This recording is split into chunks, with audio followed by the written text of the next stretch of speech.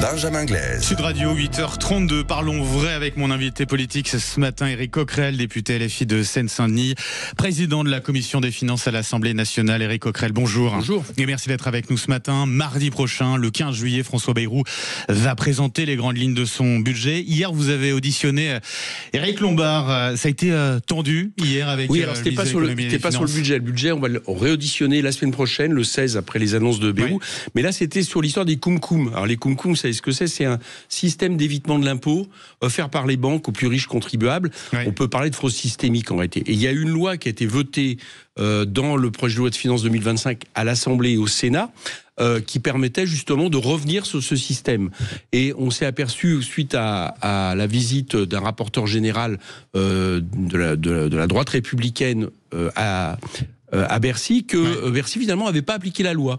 Il avait appliqué des dérogations qui avaient été refusées par la loi. Bon. Et hier, on auditionnait justement Éric Lombard là-dessus, et on s'est aperçu de quoi?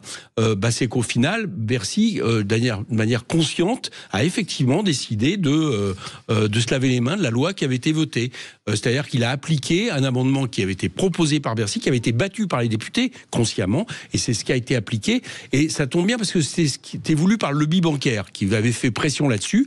Donc le final de tout ça, ça s'est terminé avec Éric Lombard, nous assurant que si tout ça a été vérifié, et ça sera vérifié parce qu'on l'a vu hier, eh bien il allait revenir là-dessus. Donc croyez-moi, je vais veiller à ce que la loi soit appliquée, parce que cette histoire de koum-koum, c'est un vrai scandale. Et manifestement, c'est le lobby bancaire derrière qui a appuyé pour faire changer Bercy, ce qui n'est pas acceptable. Situation en tout cas financière, budgétaire particulièrement compliquée. Après le Portugal et la Grèce, la France s'endette désormais plus cher que l'Italie. Vous êtes quand même d'accord, Éric Coquerel, que la situation budgétaire est aujourd'hui alarmante, qu'il faut à tout prix faire des économies? Très franchement, c'est pas la situation budgétaire qui est le plus alarmant, c'est la situation économique de ce pays. Pourquoi? Parce que, en gros, on a un gouvernement qui, depuis 2017, un exécutif et même Macron, qui a fait un pari. On va avantager les revenus capital, avec des impôts moins importants que la plupart des Français, pour faire en sorte qu'il investisse en France, qu'il provoque de l'investissement, de l'emploi, etc. Voilà, tout ça. Bon, et le bilan, c'est que c'est un zéro pointé. Emploi, ça va, le chômage remonte à plus de 8%, le taux de pauvreté, on en parlera tout à l'heure, je crois, explose dans ce pays. La productivité baisse et le taux de l'industrie, rendez-vous bien compte, parce que je pense que c'est un problème essentiel, l'industrie est en dessous de 10% du PIB, c'est absolument historique. Donc d'un point de vue économique, il n'y a pas eu tout ça. Et par contre, ça a créé des déficits, c'est-à-dire que nous payons tous les gens qui nous écoutent là, nous payons tous par nos impôts les cadeaux fiscaux aux plus riches. Bon, je pense que ça suffit et que moi je refuse d'entendre l'idée que pour réduire ces déficits, le gouvernement compte finalement ne pas baisser les pensions, baisser les allocations sociales, baisser les dépenses publiques qui évidemment ont des impacts pour la vie de tous les jours des Français. Nous, ce que nous disons, c'est qu'il faut aller chercher des recettes. Il y en a pour plusieurs dizaines de milliards, et puis surtout pour permettre d'investir. Parce que pendant ce temps-là, figurez-vous, les Allemands investissent, ils vont investir dans leur économie, dans leur industrie cette année à hauteur de 82 milliards, et nous, c'est zéro. Voilà, nous n'investissons pas au moment où, je termine là-dessus, vous voyez les incendies à Marseille, dans l'Aude, etc. Les effets du dérèglement climatique sont tels que la France devrait investir sur cette question. Et en plus, ça produirait de l'activité. Bruno Retailleau qui assurait hier à Marseille préservation du budget sur ces deux Canadair. En tout cas, ça c'est plutôt une bonne nouvelle. Mais il ne faut pas préserver le budget, il faut l'amplifier. Rendez-vous compte que les pompiers, par exemple, ils ont 37% de plus d'intervention, les pompiers professionnels, depuis quelques années. Et leur effectif n'a augmenté que de 3%. Vous croyez vraiment qu'on va tenir avec désormais une France qui brûle littéralement? Donc ça, c'est par exemple sur la réparation des choses, ça touche aussi sur le littoral, ça touche sur les pompiers, les recruter, c'est pas toujours facile. On en cherche. Peut-être pas, oui, mais il faudrait peut-être bien les payer, il faut que ce soit des pompiers professionnels, etc. Il faut qu'ils soient équipés aussi. Donc 2 Canadair seulement, en plus, vu que maintenant les incendies qui étaient restreints généralement dans les régions sud de la France sont devenus plus importants là-bas, mais maintenant on parle même d'incendies dans le centre, voire en Bretagne, voire dans l'Est. Donc vous voyez bien qu'on n'est pas du tout au niveau et que ce budget ne va rien régler. Le patron de Bpifrance, je ne sais pas si vous avez vu, qui alerte, la France va vivre sa première cure d'austérité depuis les années 80. Est-ce que vous partagez son inquiétude? Est-ce qu'on s'oriente, selon vous, ici vers un budget d'injustice sociale? Totalement, mais c'est pour ça qu'il faut qu'il ne passe pas. C'est-à-dire que c'est un budget qui va frapper les plus pauvres, les plus défavorisés, ou même d'ailleurs 90% des Français en réalité, tous ceux qui comptent aussi sur les services publics, sur les systèmes de santé, sur les systèmes d'éducation. Prenons un exemple, on en parle rarement, les associations qui font un boulot formidable en termes contre la pauvreté, qui organisent des collectes alimentaires. Ces associations, aujourd'hui, elles tirent la sonnette d'alarme parce que les budgets ont tellement réduit que 53% d'entre elles ont des problèmes et pensent qu'elles sont en danger. Bon, est-ce qu'on va laisser faire très longtemps? Vous avez entendu la ministre Catherine Vautrin hier qui disait les 10 millions d'euros supplémentaires d'aide alimentaire dans le budget 2025 maintenus. C'est pas suffisant. Excusez-moi, c'est pas suffisant par rapport à l'ampleur des choses. Le taux de pauvreté, 15,4% en ce pays. 650 000 pauvres de plus en un an. Bon, voilà le macroniste. 650 000 pauvres de plus en un an et des inégalités qui se creusent comme jamais depuis le 19e siècle. Éric Coquerel, si vous jugez les annonces trop dures pour les Français, et effectivement, on s'oriente vers ça, est-ce que vous les appellerez à se mobiliser dans la rue ? Déjà, oui, se mobiliser, bien sûr, parce que c'est toujours essentiel pour lutter contre un gouvernement injuste, mais on va nous se mobiliser à l'Assemblée. Et puis on compte bien, si vous voulez, faire en sorte que ce budget ne passe pas. Clairement, le gouvernement, manifestement, va essayer de passer par un 49.3, et je pense qu'il va falloir le censurer. On ne peut pas faire en sorte qu'une politique qui a été battue dans les urnes, rappelons-nous, c'est-à-dire que là, on a un gouvernement qui prétend imposer une politique qui a été battue dans les urnes en juillet dernier, qui prétend imposer toujours la retraite à 64 ans, qui a largement battu dans les urnes. On ne peut pas supporter que ce gouvernement, pendant 2 ans encore, fasse le malheur du pays, au moment même où la situation internationale, ce que impose Trump comme guerre commerciale, devrait au contraire nous inciter à jouer grand et non pas jouer petit comme on est en train de le faire. Vous ne voterez pas le budget, vous censurez le gouvernement. Manuel Bompard demande l'organisation d'une présidentielle anticipée. C'est la seule solution aujourd'hui pour sortir de l'impasse politique ? Alors, c'est pas la seule solution, mais c'est ce qui devrait être logique, parce que le responsable de tout ça, excusez-moi, mais c'est quand même Emmanuel Macron.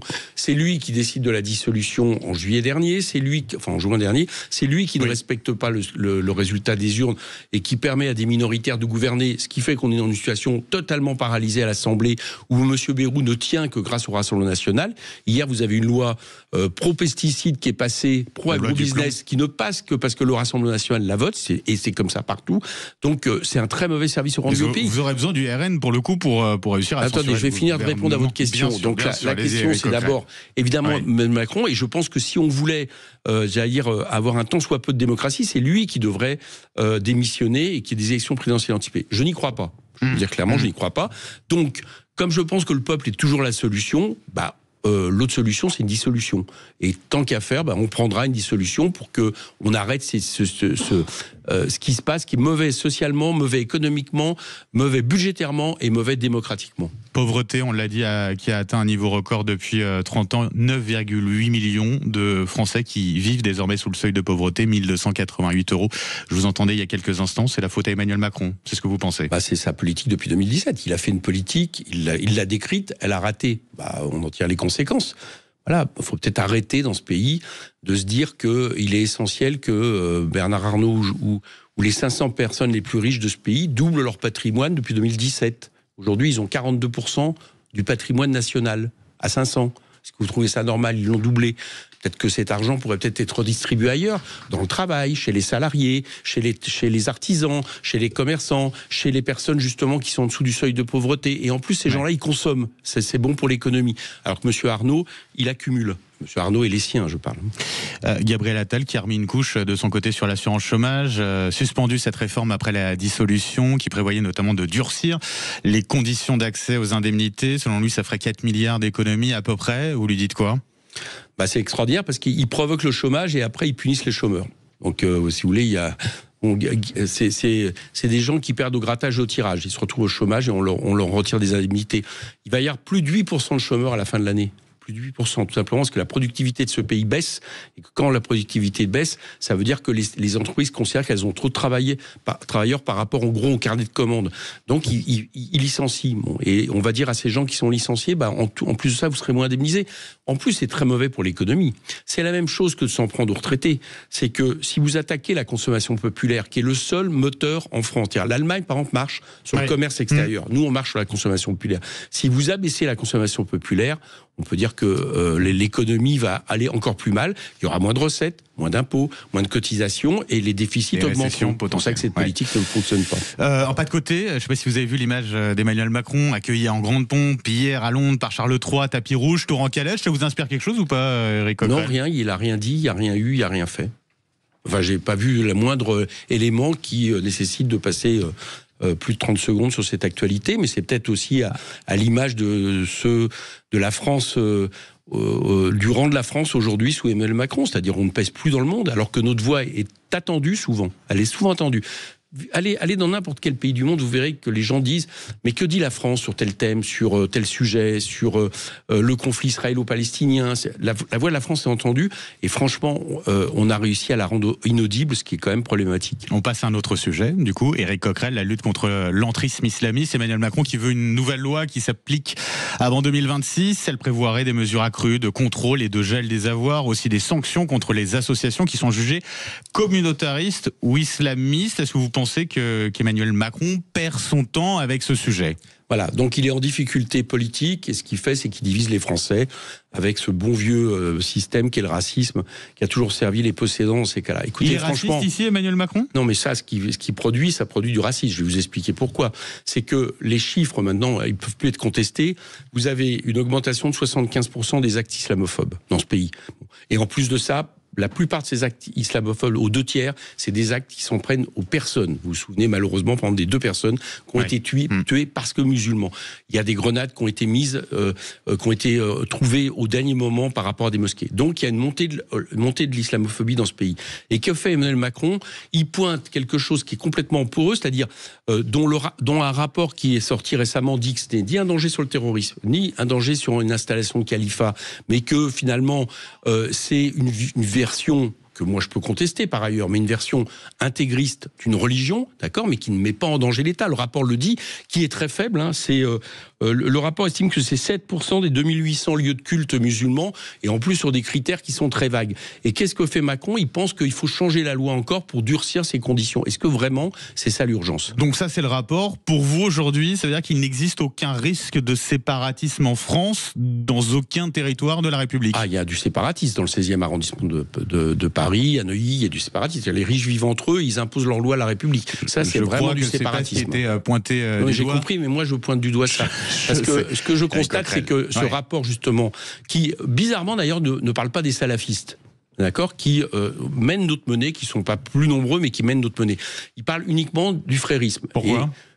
Je pose la question, je ne sais pas pourquoi, mais je constate qu'il ne parle pas du salafisme, il parle du frérisme. Et le frérisme, tel qu'il le décrit, en réalité, a une influence certes sur des croyants. Bon, ça peut être, mais manifestement ne remettent pas en question, par exemple, la séparation de l'Église et l'État. C'est ce que dit le rapport. Il n'y a pas de danger de califat en France ou de monnaie terroriste. Donc, est-ce que, au nom de ça, sur quelque chose qui est finalement résiduel, ce que dit aussi le rapport, qui est très faible, est-ce qu'on doit faire des lois encore plus liberticides? Qui permettent par exemple de prendre des décisions administratives et non pas judiciaires. Moi je ne crois pas, que ça soit l'urgence. Contre cette loi et c'est pas une urgence, on aura compris. Un dernier mot rapide, Éric Coquerel, le député droite républicaine Vincent Jeanbrun était mon invité hier matin. Il a tenu des propos assez virulents à l'égard de LFI. Je le cite, il y a une convergence des luttes entre l'extrême gauche de Jean-Luc Mélenchon et des radicalisés comme autrefois en Iran entre la gauche et les mollahs. Que lui répondez-vous? Déjà, il se méfie parce qu'il est rapporteur d'un rapport qui ne, contrairement à ce qu'il dit, qui ne pointe pas LFI, qui pointe les rapports qu'il peut y avoir entre des politiques et la question du terrorisme et la question de l'islamisme. Donc il est en train de complètement dévoyer le rapport qui a été adopté. Le commission d'enquête, par exemple, qui a été adopté, sur lequel, évidemment, M. Wauquiez voulait faire un coup politique contre nous, etc. Bon, mais qui a été, pour le passé, ils ont dû complètement changer leur fusil d'épaule. Donc, si ce rapporteur est en train de trafiquer complètement la commission d'enquête, c'est quand même assez gênant par rapport à des obsessions qui ne sont qu'une vision très complotiste, en réalité, des rapports en politique. Et je pense qu'il devrait se méfier, parce que dans les rapports avec l'islamisme, avec certains pays qui, du point de vue de l'islamisme, sont quand même plus qu'inquiétant, on va aller fouiller du côté de la droite et l'extrême droite et je pense qu'on va rigoler. Éric Coquerel, merci d'avoir été avec nous ce matin sur Sud Radio, député LFI de Seine-Saint-Denis, président de la commission des finances à l'Assemblée nationale. Merci.